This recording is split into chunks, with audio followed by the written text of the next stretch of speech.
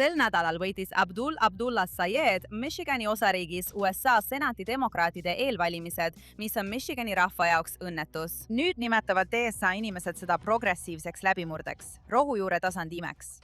Aga mis on progressiivsed kandidaadis, keda isegi moslemi vennaskond kiidab, või kandidaadis, kes sõna otseses mõttes pilkab aktsente? Vaadake ise. Nüüd, Mike, ma lihtsalt tuletan sulle meelde. Kui sa ei tea, kuidas nime hääldada, siis hoia see nimi oma neetud suust eemal. Või lihtsalt kutsu mind Abduliks. Nüüd CNN-is nimetas ta juudi riiki paariariigiks ja süüdistas Iisraeli valelikult genotsiidi toimepanemises. Tundub aga, et El Saidil pole genotsiidiga mingit probleemi, kui Hamasi poolt tungitakse suveräänsesse Iisraeli, massiliselt tapetakse ja röövitakse inimesi. Samal ajal Michiganis, pärast seda, kui terrorist rammis oma autoga sünagoogi juudi kooli, püüdes tappa Ameerika juudi lapsi, oli tema vastus. Haavatud inimesed teevad teistele haiget. Sest terroristil oli sugulane, kes oli terrorirühmituse Hezbollah liige ja sai surma lahingus Liibanonis. El Said keeldus samuti ütlemast, et meie aja Hitleri, Ayatollah Khamenei tapmine oli hea asi, sest tal olid valijad, kes olid, nagu ta ise ütles, kurvad. Tõesti, see on kandidaat, kes on kogu oma kampaania üles ehitanud AIPAC-i ründamisele, Ameerika lobiorganisatsioon, mida rahastavad ainult ameeriklased.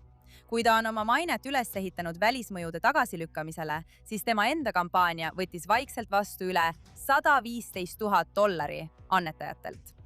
Seotud Kerry'ga Ameerika Islaamisuhete nõukogu, organisatsioon, mille Araabia Ühendemiraadid on ametlikult tunnistanud terroriorganisatsiooniks, samuti Florida ja Texase osariigid.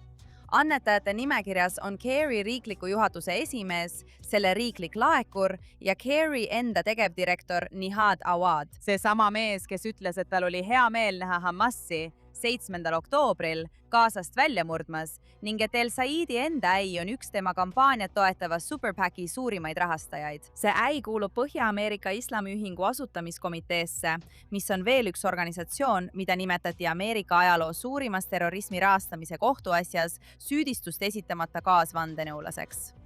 See on vihkav, teadmatu mees, kelle kinnisideeks on üks riik, mis asub tuhandete kilomeetrite kaugusel ega ole tema ringkonnaga seotud, sest sisimas on ta islamistlik ülemvõimu pooldaja. See, mis sel nädalal Michiganis juhtus, on DSA tegevusplaan, mis töötab täpselt nii, nagu see on kavandatud.